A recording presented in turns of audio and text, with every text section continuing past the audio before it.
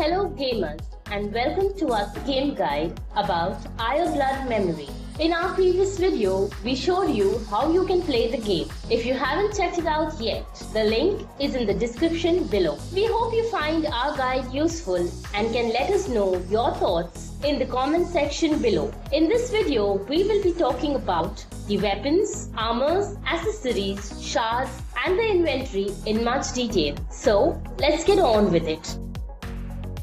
Ire Blood Memory literally spoils you when it comes to weapons and armors.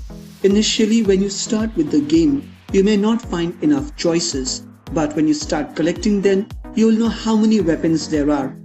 As we mentioned in our previous video guide, there are 3 types of weapons: gauntlets, swords and lances. One other type of weapon we did not mention previously is the hammer. This is because we could not classify it as any particular type of weapon.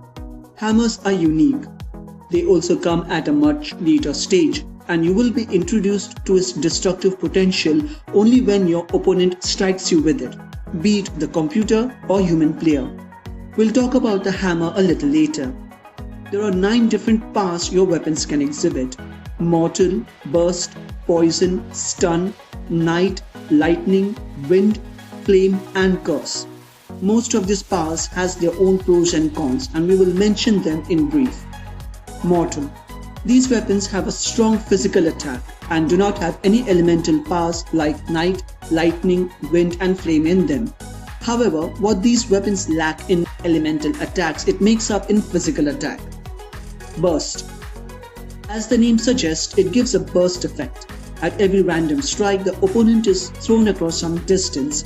You can use this to your advantage in combat. Poison. This is by far my favorite, and I'll tell you why.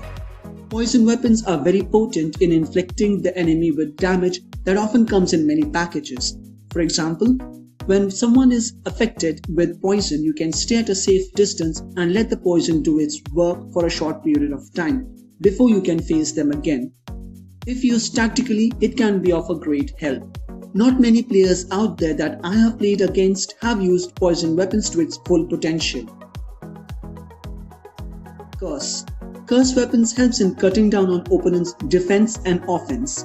When you strike an opponent with a curse powered weapon, the opponent will display a skull with a black aura surrounding it to show it is under the curse effect. If you remember in our previous video, we had mentioned how most of the swords are slow, except for one. The sword that I am going to talk about specifically is the Tachi. These are the fastest weapons available in Ire Blood Memory. They are even faster than the gauntlets. What I mean is, they're really fast, and believe us, if it's so fast that you would never know what hit you. You get to wield this weapon only much later in the game. Trust me, if you get the opportunity to wield the Tachi, don't take it but grab it. The weapon is really good but not the best. Unlike all weapons, if you master your preferred weapon, the Tachi wielding champions are strong but not invincible. Pretty self-explanatory here. It renders the opponent paralyzed for a few seconds. Weapons having the stun power makes a great weapon. This is where the hammer comes in. All hammers are stun powered. It's much slower than swords, but can be deadly as well. I would strongly recommend for you to give these weapons a try. Play a few campaigns and hunt to get a hang of it. Master it if you can. Night, wind and lightning. We haven't been able to figure out what are the primary advantages of these elemental powers, except that some world bosses have a weakness of either night, flame, curse, wind or lightning. With the wind power, we have noticed a slight increase in speed, but it hardly makes any noticeable difference.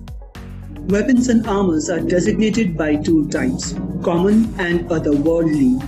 Otherworldly weapons are obtained by defeating rift bosses. There's a third designation called heroic, which is an orangish lightning sword and a greyish night poison sword. The heroic and the tarnished swords are the most powerful weapons you can find. These are also available later during the game. Armors.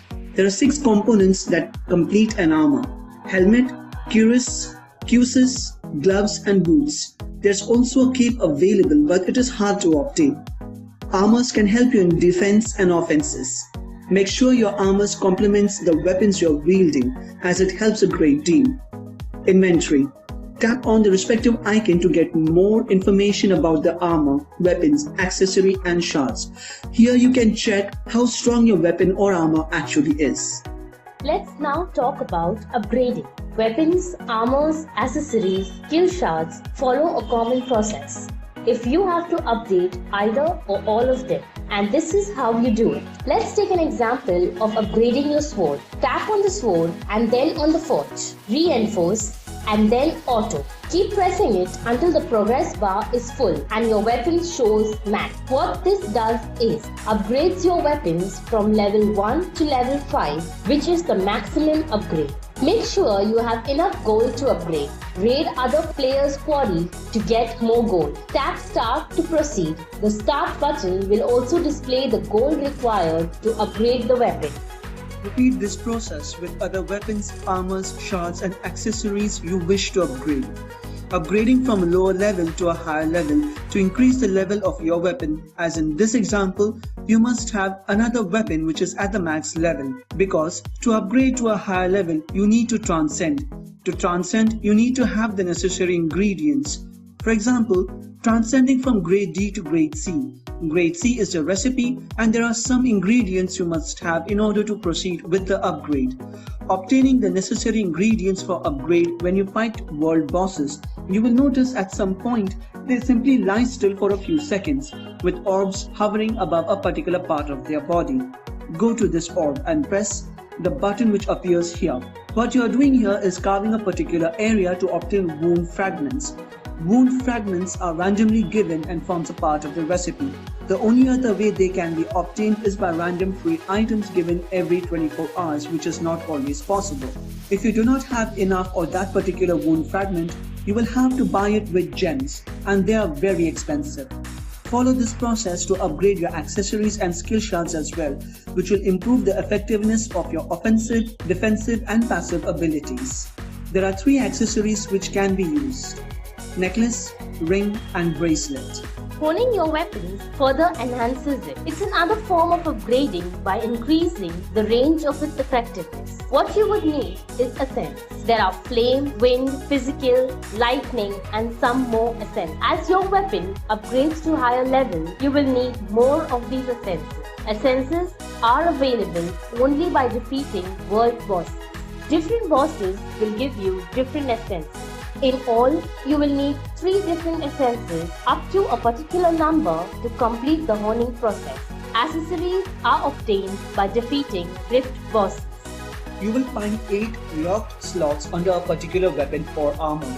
To unlock a slot, you have to pay some gems, and when you do that, you can imbue your skill shards here. If you want to unimbue the slot or replace it with other skill shards, you will have to again pay some gems to do so. Imbuing is an upgrading process to increase the skills of your weapons and armor. Higher the grade of the skill shards, higher is the cost of gems. Some weapons and armor also have skill shards where you can upgrade using your gems. Take a good look at your stats to the left, which will give you an idea where your champion stands. That's it for now. We'll see you again in our next video.